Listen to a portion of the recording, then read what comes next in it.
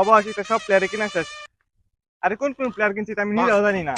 আরে বাস মনে হয় না এটা কোনোদিন বিপিএল খেলছি। আরে বিপিএল তো দূরে কথা, মনে হয় টিকেটে খেলছি না। তবে এটা গোল দিতে আরে খুব বালা, তবে কাউকে আজ দিয়ে। তবে বাস আরেকটা বালা প্লেয়ার কিনছি, সেটা বলে খুব বালা খেলে। ও নাম নাম হচ্ছে রথশান্ত। আচ্ছা স্যার, এটা কোন দেশের প্লেয়ার?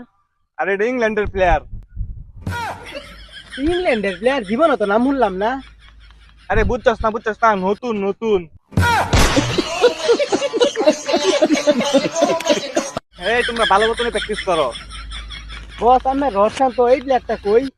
ওই প্লেয়ার এই প্লেয়ার আসতে আছে, খারাপ ফোন দেই। হ্যালো,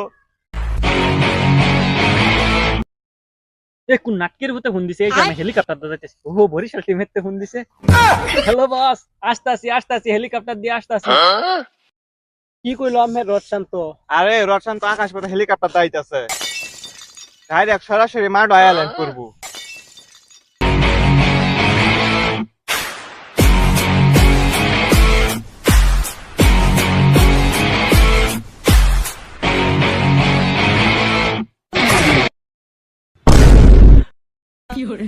বাইগান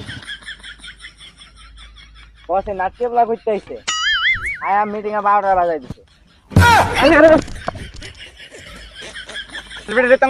প্লেয়ার বেটা রশান্ত। হালার পো হালা, আমি রড শান্ত না লট শান্ত। বস, আমার রশান্ত না বলে হেলিকপ্টার দায়ে কোন দি ভাঙ্গা একটা সাইকেল লই আইছি। আরে আকাশ হতে জ্যাম আছেন দেখে আমি মাটিতে প্রাইভেট কার লইছি। সব প্লেয়ার তো হইছে, তাইলে আলা ঢাকার ক্যাপ্টেন ফিশারের প্লেয়ার নিয়ে খেলাটা শুরু হইতে দেই। আমার বিপিএল খেলা টাইম আছে, আমি অনেক জঙ্গল বই আসছি।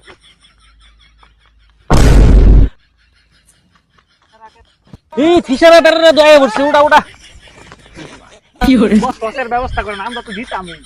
ওহ টস দেয়া লাই চালায়া তোমরা দুইটাকে রেডি হও, ক্যাপ্টেনের লগে দুই ক্যাপ্টেনের লগে টসটা দেয়া লাই। এটা টস দেন বুঝছস, এটা লতা এটা মাথা। বস বস, 5 টাকার কয়েন পিট দেয়া রে টস হইব। প্রত্যেকবার 5 টাকা কয়েনটা টস দিলে কয়েনটা তোমরা মাইরা দাও আমার এলাকে বাড়ি আনছি। ইডটা টস দেন, তার কয়েন মারো দেখি কিবা মারো। ইডটা টস দেন, খেলা কোনটা নিবা সিলেক্ট করো চালায়া। বস আমার জিতে দিন, সন্ধ্যার সময় আপনার একটা চা আর একটা সিঙ্গারা খাওয়াই দিন। আচ্ছা তোমাদের টসের নিয়মটা বুঝাই দিই। যদি লতা এ তাহলে তুমি ফিল্ডিং, যদি মাথা এ তাহলে তুমি ফিল্ডিং, বুঝতে পারছো? এটা আবার কোন নিয়ম? আর এই যে 25 সালের নতুন নিয়ম। টস দিন। টস দিতাছি। এই তুই ব্যাটিং পাইছস, প্লেয়ার নিয়ে মাঠে নাম। তো দর্শক, আপনারা দেখতে পাচ্ছেন ঢাকা আর বরিশালের খেলা এই টসে জিতে গেল ঢাকা এবং তারা ব্যাট করার জন্য মাঠে নামছে। ওই মুহূর্তে দিশেহারা হয়ে থিসারা প্যারা আর লিটন দাস মাঠে নামছে। তো এইবার বিপিএল এর বাজেট কম থাকায় তারা হেলমেট হিসেবে ড্যাক এবং কলার গাছের ফুল ব্যবহার করে তারা ব্যাট করার জন্য মাঠে নামছেন। তারা আলোচনা করে তাদের জার্জির পজিশনে গিয়েছে ব্যাটিং করার জন্য। তো দেখতে পাচ্ছেন মাঠে দর্শক না থাকলেও গরু ছাগল ঠিকই আছে। তো এখনই শুরু হয়ে যাবে বিপিএল এর ভাঙ্গা চাঙ্গা ম্যাচ এবং কিপার বলারকে বলছে বল করার জন্য এবং বলার বল করেছে ও সেই শট এবং আপনারা দেখতে পাচ্ছেন মাঠ চলে গেল বলের বাইরে। কিন্তু বিজয় খুব ভালোই খেলছে এবং আবারও একটা শট চার। Umpire sir 6।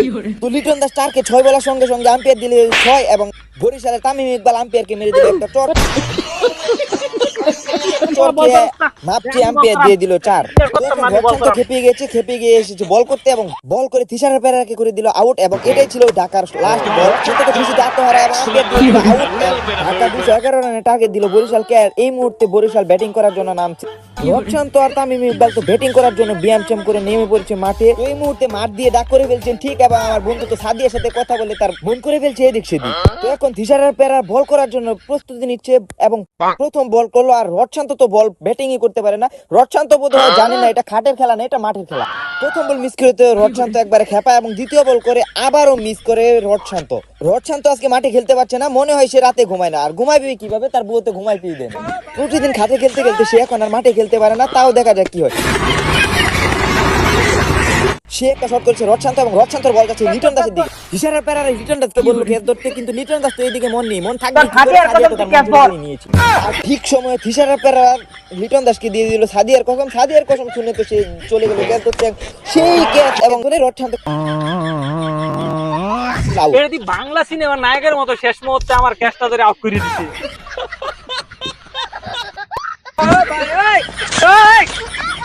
Bye.